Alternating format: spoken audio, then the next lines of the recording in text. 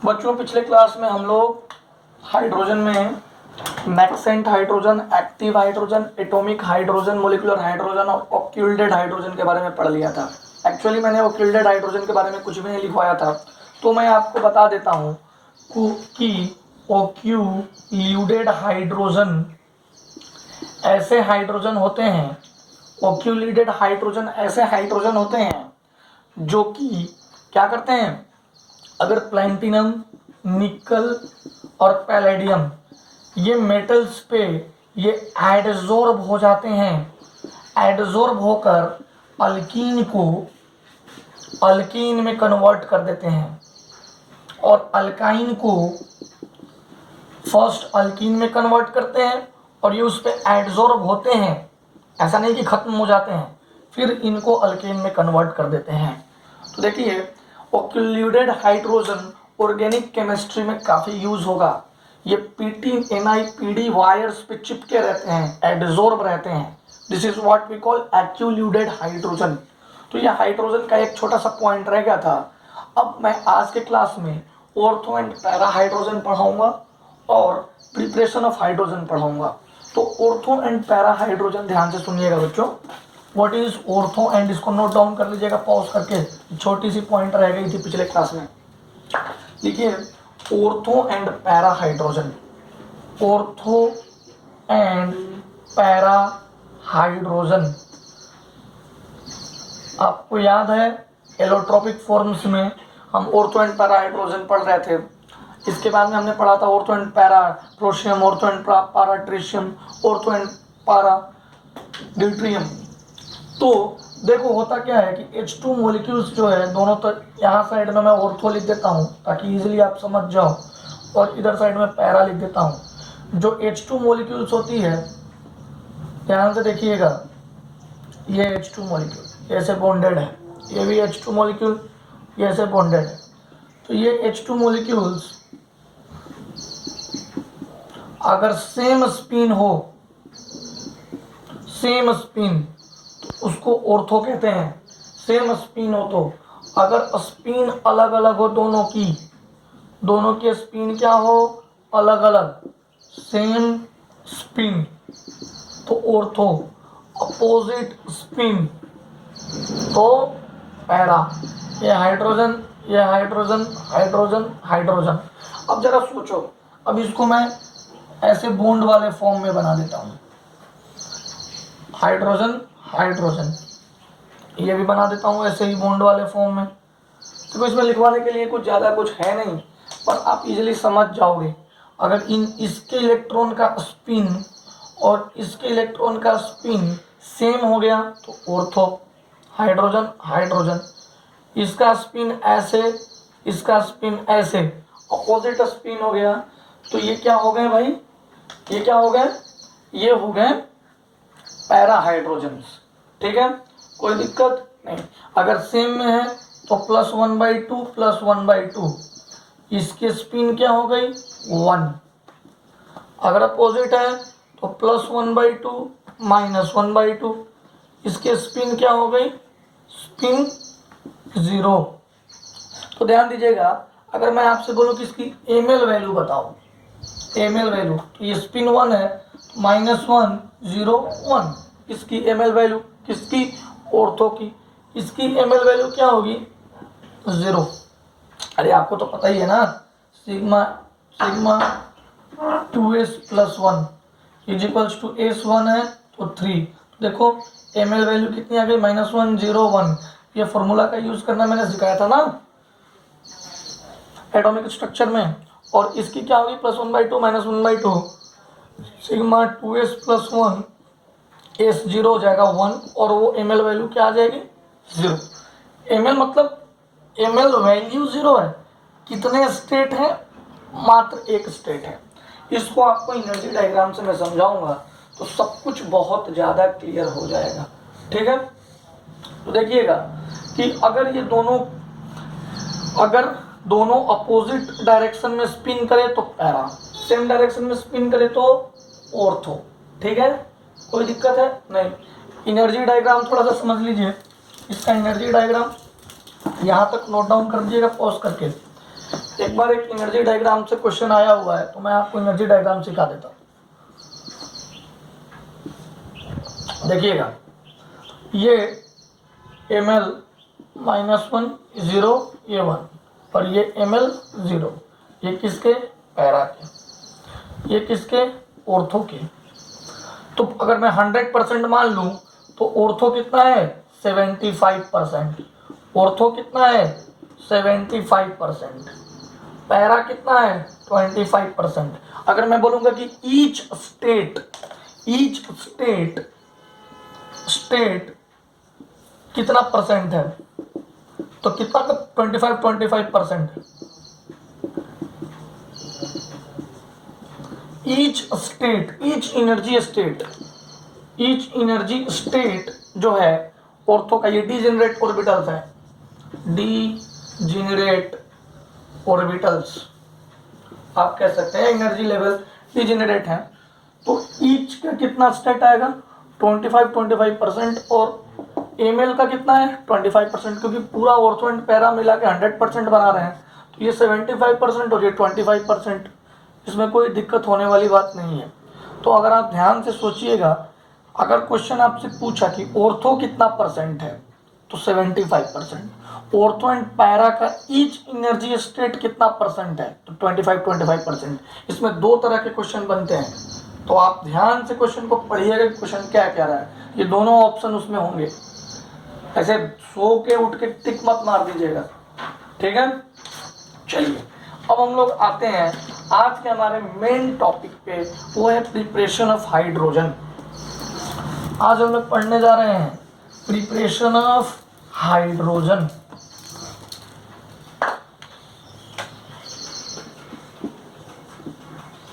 Preparation of hydrogen. देखो बच्चों, hydrogen के प्रिपरेशन में फर्स्ट है lab process. Lab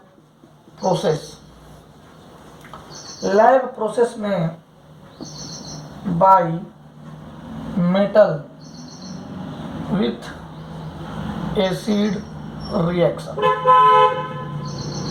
lab process में फर्स्ट क्या है? लैब प्रोसेस, उसमें फर्स्ट क्या है? By metal with acid reaction.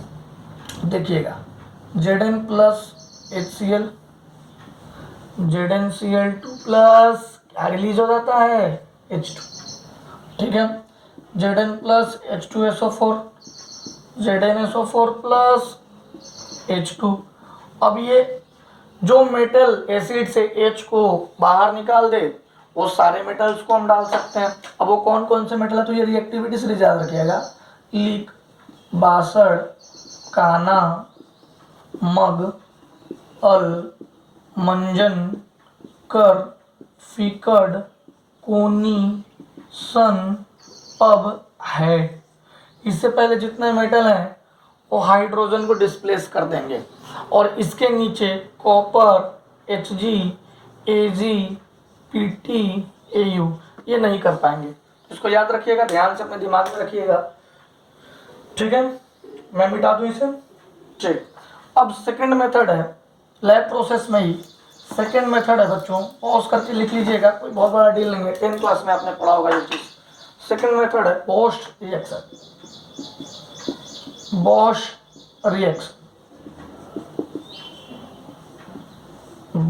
Reaction.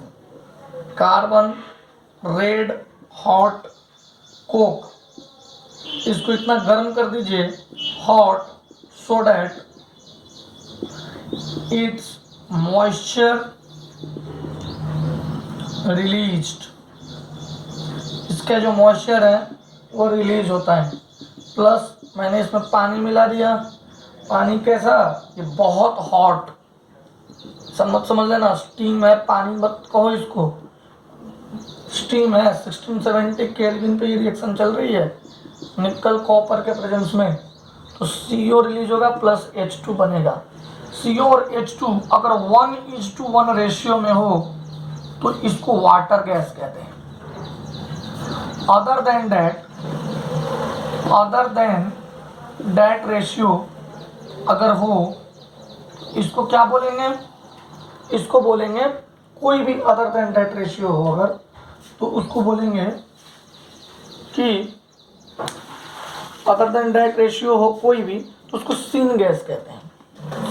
Yes, थोड़ा सा इसमें गलती हो गया बच्चों, ये जो बॉश रिएक्शन है ना, ये इंडस्ट्रियल मेथड है, इंडस्ट्रियल मेथड है। तो यहाँ समझ जाइए आप, वहाँ पे लिख लीजिएगा कि इंडस्ट्रियल मेथड है। सिन गैस का मतलब होता है किसी चीज़ की सिंथेसिस में यूज होता है, ठीक है। तो ये नोट डाउन यहाँ पे पॉज करके लिखिएगा इंडस्ट्रियल मेथड में, मैं फिर से लिख दूंगा। लैब प्रोसेस के सेकेंड मेथड में आपको बताता हूँ, फ्रॉम वाटर। चलिए, except beryllium all metals, all S block metal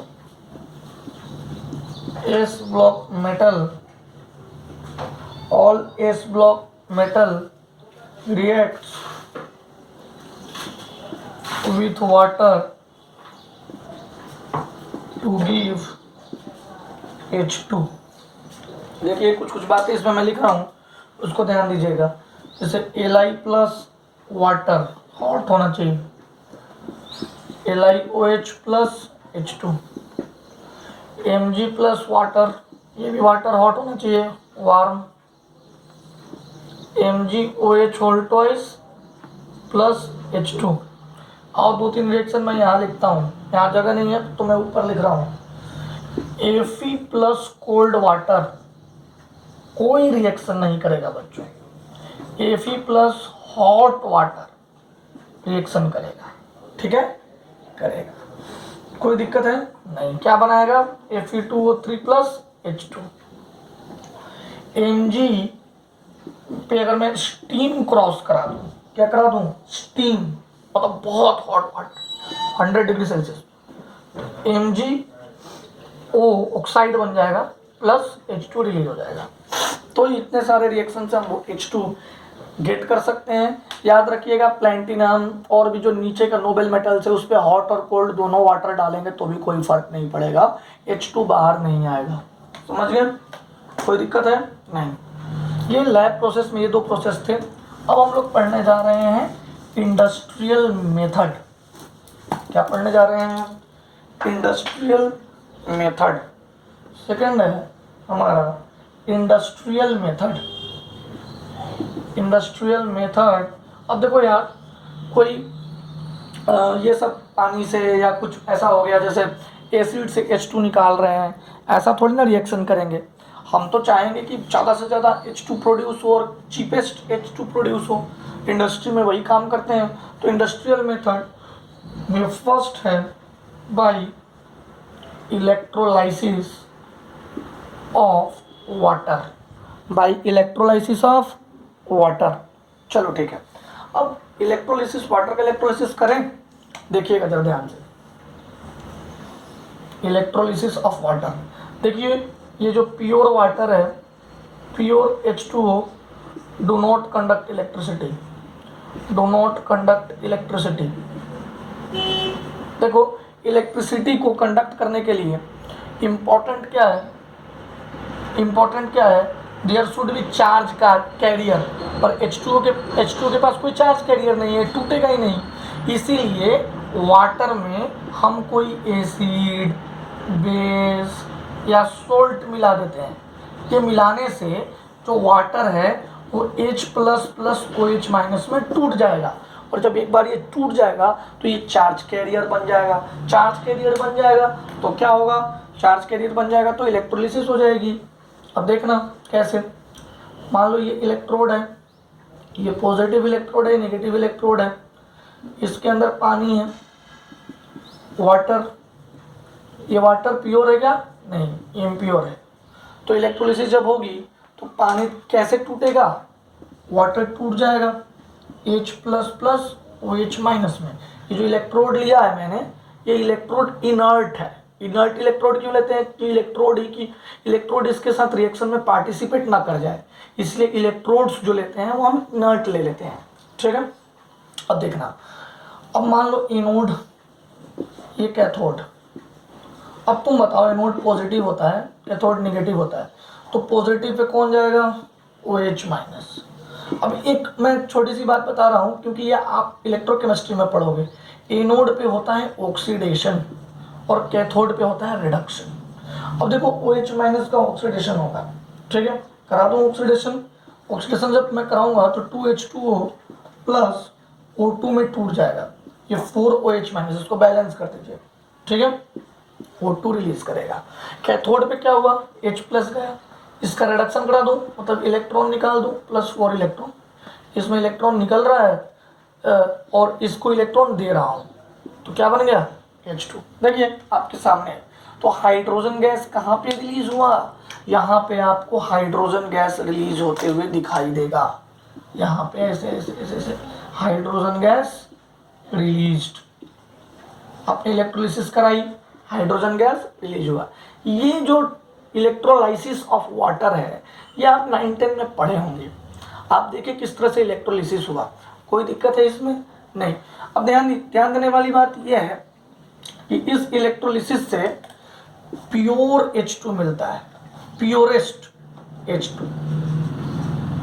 वो कितना होता है? 99.99% इलेक्ट्रोलिसिस से जो पानी मिलती है वो 99.99% प्योर होती है, ठीक है, कोई दिक्कत नहीं, नहीं ना।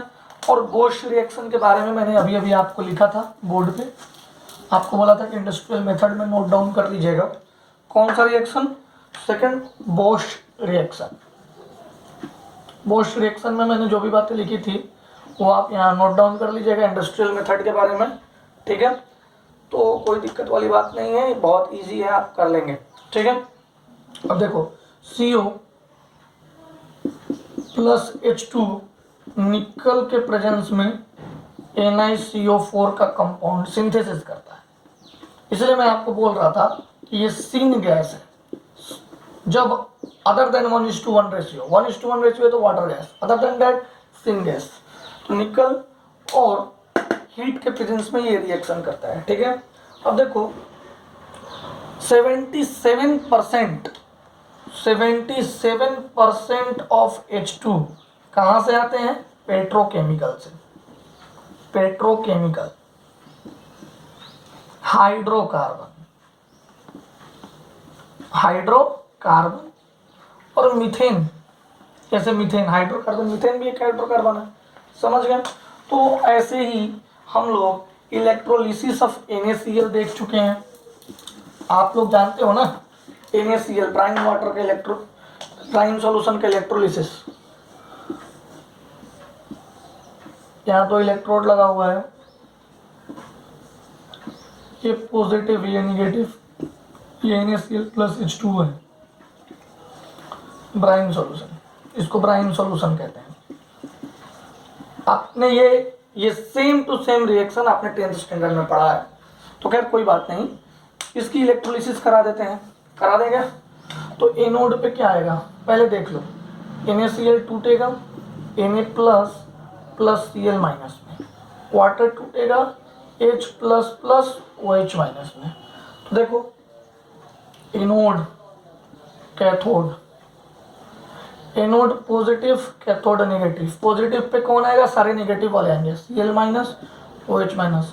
बच्चों यहाँ पे प्रीफरेंशियल ऑक्सीडेशन होता है, तो प्रीफरेंस Cl को ज़्यादा दे दिया जाता है। Cl minus plus, Cl minus से मैंने इलेक्ट्रॉन निकाल लिया Cl2, OH माइनस को नहीं प्रेफरेंस देते हैं। यहाँ पे प्रेफरेंशियल हुआ है, ये आप इलेक्ट्रोकेमिस्ट्री में समझेंगे। अभी आप इतना समझिए कि Cl माइनस OH माइनस कहाँ गया? निगेटिव के पास। उन दोनों में से ऑक्सीडेशन किसी एक का हो सकता था, मैंने Cl का करा दिया। इसमें H2O में H प्लस और Na प्लस गया, H प्लस और Na प्लस में H प्लस का हो गया, क्या हो गया? रिडक्शन हो गया। Na प्लस का नहीं हुआ। ये आपको सब पढ़ाया जाएगा, कोई सोच समझने वाली बात नहीं है, ज़्यादा सोचने वाली बात नहीं है, अभी बस इतना ध्यान दीजिए। तो H2 गैस कहाँ रिलीज हुआ? H2 गैस यहाँ रिलीज हो गया, H2, Cl2 यहाँ रिलीज हो गया।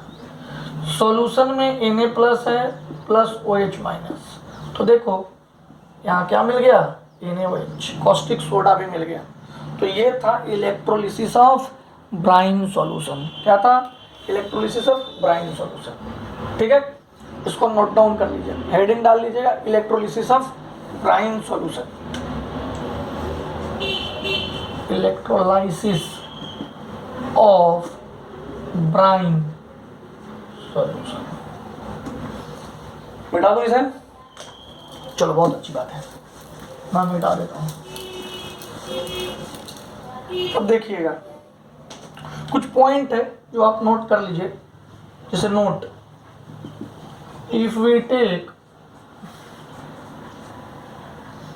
फर्स्ट डाइल्यूट और concentrated HCl plus dilute H2SO4, तो ये नॉन ऑक्सीडाइजिंग एजेंट है, नॉन ऑक्सीडाइजिंग एजेंट, ठीक है। सेकेंड, कॉन्सेंट्रेटेड और डाइल्यूट HNO3 लोगे प्लस कॉन्सेंट्रेटेड H2SO4, तो ये स्ट्रॉन्ग ऑक्सीडाइजिंग एजेंट है। देखो HNO3 आ जाता है ना तो ऑक्सीडाइजिंग एजेंट हो जाता है, ठीक है, ये याद रखिएगा। चलिए तो कुछ एग्जाम्पल देख लीजिए, Zn प्लस डाइल्यूट H2SO4, तो क्या बनेगा ZnSO4 प्लस H2। देखो हम लोग पढ़ रहे हैं अल्टीमेटली H2 का प्रिपरेशन ही, पर कुछ दूसरे तरीके से कर रहे हैं, कॉन्सेंट्रेटेड H2SO4। तो देखो जब कॉन्सेंट्रेटेड H2SO4 लोगे तो ZnSO4 तो बनेगा ही, H2 गैस भी बनेगा, लेकिन ये बहुत कॉन्सेंट्रेटेड था इसलिए SO2 सल्फर डाइऑक्साइड गैस भी रिलीज हो जाएगा। ये दो रिएक्शन ध्यान में रखिएगा, और ये दो रिएक्शन तो मतलब याद ही रखना, Mn Mg। अगर इनका रिएक्शन मैं वेरी डाइल्यूट HNO3 से कराऊंगा, HNO3 से कराऊंगा, तो ये MnMg NO3 ट्वाइस ये तो बनेगा ही, मतलब मैग्नीज नाइट्रेट और मैग्नीशियम नाइट्रेट तो बनेगा ही, साथ में H2 रिलीज होगा, ये याद रखिएगा। इसको याद करने का तरीका मैं समझा दूं, मन मतलब मैग्नीशियम, मांगे हाइड्रोजन, मतलब जब भी मैग्नीज और मैग्नीशियम का वेरी डाइल्यूट HNO3 से रिएक्शन कराइएगा तो H2 रिलीज होगा, मन मांगे हाइड्रोजन, ठीक है। मिटा दो इसे मैं, ओके, स्क्रीनशॉट लीजिए और लिखिए, ठीक है। अब देखिए एम्फोटेरिक एलिमेंट्स के साथ some amphoteric metals reaction with hydrogen. अब देखिएगा ध्यान से, एम्फोटेरिक एलिमेंट कौन कौन सा है, रिएक्शन विथ एसिड बेस कर देते हैं, एसिड बेस मिलता तो हमें हाइड्रोजन है, H2 क्या होता है, मिलता है। अब देखो भैया सुनो, रेड जीन्स में आलिया क्यों बेकार में कार से आई, सुनो मतलब SN PB ZN AL CU BE और CR, कार मतलब CR, ये सारे क्या हैं, amphoteric metals. Amphoteric metals, amphoteric का मतलब होता है कि ये बोथ प्रॉपर्टी शो करेंगे, एसिडिक नेचर भी शो करेंगे और बेसिक नेचर भी शो करेंगे। तो देखिएगा बच्चों, अगर BE का अगर मैं रिएक्शन करा दूं HCl से तो BeCl2 प्लस H2, अगर मैं BE का रिएक्शन करा दूं NaOH से तो Na2BeO2 प्लस H2, H2 तो रिलीज होगा ही, लेकिन यहाँ पे कंपाउंड कुछ और बन जाएगा, सोडियम बेरिलियम ऑक्साइड, ठीक है, या आप कह सकते हैं सोडियम मेटाबेरेट, ठीक है। अल्यूमिनियम और HCl, AlCl3 प्लस H2, और यही अल्यूमिनियम प्लस NaOH करा दूँ तो NaAlO2, इसको बोलते हैं सोडियम मेटा अल्यूमिनेट। तो आप समझ रहे होंगे कि फाइनली मुझे H2 तो मिलना है, साथ में ये सारे झंझट भी पालना है। समझ गए। अब कोई भी मेटल का रिएक्शन अगर आप एसिड से कराइएगा तो H प्लस निकल जाएगा, H प्लस रिलीज हो जाएगा। तो इसके बारे में हम अगले क्लास में पढ़ेंगे, ठीक है। तब तक के लिए ये वीडियोज़ आप देखिए। ओके बच्चों।